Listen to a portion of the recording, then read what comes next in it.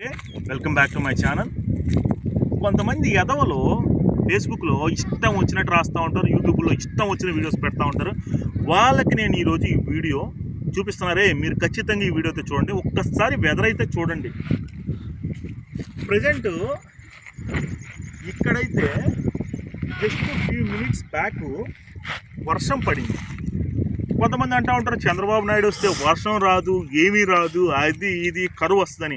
మరి చంద్రబాబు నాయుడు నిన్న సీఎం అయ్యాడో లేదో, ఈరోజు నెల్లూరులో ఎప్పుడో ఒకసారి వర్షాలు పడతా ఉంటాయి. నెల్లూరులోనే ఇంత పెద్ద వెదర్ చేంజింగ్, వర్షం కూడా పడింది. నేనేం చెప్తున్నానంటే, అరే ఛానల్స్ ఉన్నాయని, పేపర్లు ఉన్నాయని మీ ఇష్టం వచ్చినట్టు రాయమాకండి, జనాలకు తెలుసు. ఇంకో విషయం చెప్తున్నానండి, ఏదైతే కనిపిస్తూ ఉందో అది Priyadarshini college of engineering and technology. అక్కడ నిన్న జగన్కి ఎన్ని మార్కులు వచ్చాయి తెలుసా? ఆ కాలేజీలో జగన్కి 0 మార్కులు వచ్చాయి. చంద్రబాబు నాయుడుకి ఎన్ని వచ్చాయి తెలుసా? చంద్రబాబు నాయుడు, పవన్ కళ్యాణ్, బీజేపీకి కలిపి 10కి 10 మార్కులు వచ్చాయి. ఇదైనా తెలుసుకోండిరా బాబు. ఈరోజు 10కి 10 సీట్లు రావడం నెల్లూరు జిల్లాలో చిన్న విషయం అయితే కానే కాదు. ఎందుకంటారా, నెల్లూరు జిల్లాలో 2019లో జగన్కి 10కి 10 ఇచ్చారు.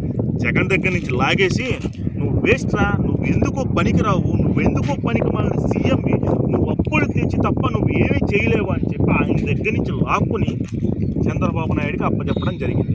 చంద్రబాబు నాయుడు గారు, ఈ బాధ్యత చిన్న బాధ్యత కాదు, చాలా పెద్ద హెడేక్ ఉంటుంది దీని వెనకాల, బట్ మీరు చెయ్యగలరు అని చెప్పి నమ్మి ఏదైతే నెల్లూరు జిల్లా ప్రజలు మీకు పూర్తిగా ఆ బాధ్యత తోచారు.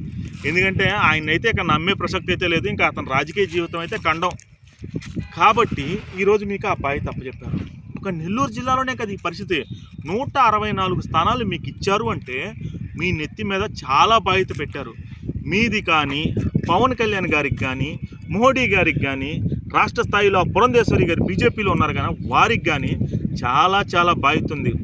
మీరు ఈరోజు కామ్గా ఉంటే సరిపోదు. మీరు కేంద్రం నుంచి స్పెషల్ స్టేటస్ కానీ, స్పెషల్ ప్యాకేజెస్ కానీ, స్పెషల్ ఫండ్స్ కానీ తీసుకొచ్చి ఆంధ్రప్రదేశ్ని ఎలా డెవలప్ చేయాలి, ఆంధ్రప్రదేశ్కి ఇన్ఫ్రాస్ట్రక్చర్ ఎలా తీసుకురావాలి, ఆంధ్రప్రదేశ్కి జనాలకి ఎటువంటి మౌలిక వసతులు కల్పించాలి, అసలు పేద బలహీన వర్గాలకి ఎటువంటి ఉపాధి కల్పనలు కల్పించాలి, ఇలాంటి అన్నిటి మీద కూడా ఫుల్ ఫోకస్ చేయాలి.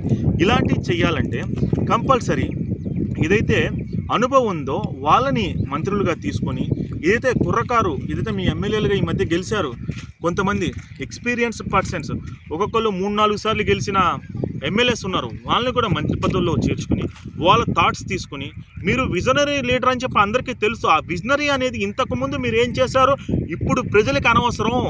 ఇప్పుడు ఇటువంటి దౌర్భాగ్యపు స్థితిలో ఉన్న ఆంధ్రప్రదేశ్కి మీరేం చేయబోతున్నారని చాలా చాలా అవసరం. కాబట్టి మీరు మీ విజనరీ అనేది ఏం చేయాలి అంటే, రేపనే రోజు పేద ప్రజలకు కానీ, బడుగు బలహీన వర్గాలకు కానీ, మధ్యతరగతి ప్రజలకు కానీ చంద్రబాబు నాయుడు ఇది చేశాడరా అని చెప్పుకునే విధంగా ఉండాలి. ఆ టిట్కో హౌసెస్ అనేవి చాలా నిరుపయోగంగా పడి ఉన్నాయి. ఆ టిట్కో హౌసెస్ని కనుక మీరు ఇచ్చినట్లయితే ఒక్కొక్కడు 5,000, 6,000, 7,000, 8,000, 9,000, 10,000 రెంట్ కట్టుకుని అద్దె కొంపల్లో ఉంటున్నారు. అదే హౌసెస్ కనుక మీరు ఏదైతే స్టార్ట్ చేస్తారో వాటిని ఫినిష్ చేసి కనుక వీళ్ళకి అందించినట్టయితే ఖచ్చితంగా చాలా ఉపయోగకరంగా ఉండబోతున్నాయని నేనైతే చెప్తున్నా. అంతేకాకుండా రహదారులు, మీరున్నప్పుడు రహదారులు చాలా బాగున్నాయి. ఇప్పటికి వచ్చేసరికి రహదారులు అనేవి చాలా ఘోరంగా అయిపోయాయి. జగన్ ఓటమికి ప్రధాన కారణం ఏంటంటే రోడ్లు బాగాలేకపోవడం. ఆ రోడ్లు అనేది ఇన్ఫ్రాస్ట్రక్చర్, ఒక ఊరి నుంచి ఒక ఊరికి కలిపేది కానీ, ఒక హాస్పిటల్ నుంచి ఒక గ్రామానికి కలిపేది కానీ, ఇవన్నీ కూడా రోడ్లు అనేవి సర్వనాశనం అయిపోయాయి. వాటిని ఈవెన్ ఒక్క సిమెంట్ బస్తా వేయడం కానీ, ఒక్క తారు వేసి ఆ రోడ్డును బాగు చేయడం కానీ ఎక్కడా కూడా చేయలేదు.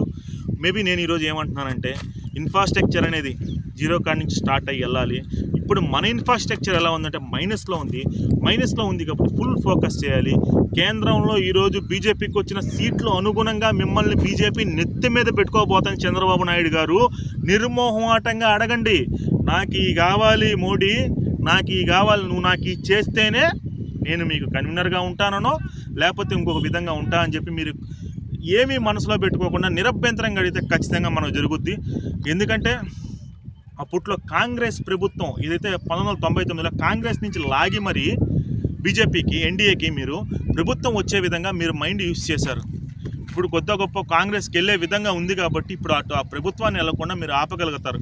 మిమ్మల్ని ప్రస్తుతం మోడీ గారు చాలా నమ్ముతున్నారు. కాబట్టి మన రాష్ట్రానికి ఏం అవసరం ఏంటి, రహదారులను అభివృద్ధి చేయాలా, జాతీయ రహదారులని, లేదంటే సీపోర్ట్ను అభివృద్ధి చేయాలా, వ్యవసాయానికి అభివృద్ధి ఎలా చేయాలి, తాగునీరు సాగునీరు ఎలా అభివృద్ధి చేయాలి, ఉద్యోగ కల్పన ఎలా చేయాలి, రియల్ ఎస్టేట్ అభివృద్ధి ఎలా చెందాలి, రాజధాని ఎలా డెవలప్ చేయాలి, విద్యను ఎలా డెవలప్ చేయాలి, ఇవన్నీ కూడా ఆలోచించి మీరైతే ఒక ఖచ్చితమైన నిర్ణయం తీసుకుని మీరు మనకేమేం కావాలో, మన ఆంధ్రప్రదేశ్కి ఏమేం కావాలో ఒక రెఫరెండం రెడీ చేసి ఆ రెఫరెండం తీసుకెళ్ళి మోడీకి ఇవ్వండి. మోడీకి ఈరోజు చంద్రబాబు నాయుడు అవసరం కాదు, అత్యవసరం.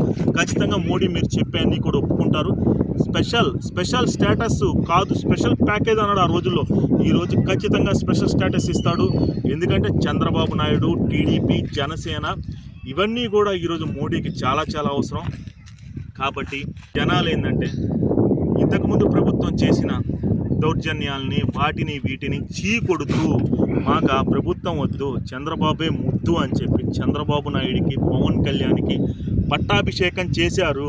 ఆ పట్టాభిషేకానికి ఒక రాజుగా, ఒక మంత్రిగా మీరు మీ పొత్తుతో వచ్చిన పార్టీలన్నీ కూడా 100% న్యాయం చేయాలని చెప్పి నేను మనస్ఫూర్తిగా కోరుకుంటున్నా. ఈ వీడియోని ఆంధ్రప్రదేశ్లో ఉన్న వాళ్ళందరికీ కూడా చేరే వరకు కూడా షేర్ చేయాలని చెప్పి, కామెంట్ చేయాలని చెప్పి, నేనేమన్నా తప్పు మాట్లాడితే మీరందరూ కూడా కామెంట్ చేసి అరే ఏంట్రా ఈ తప్పు మాట్లాడమని చెప్పి నన్ను అడగండి. నేను డెఫినెట్గా దానికైతే ఆన్సర్ అయితే చేస్తానని చెప్తున్నా. అందరికీ నమస్కారం.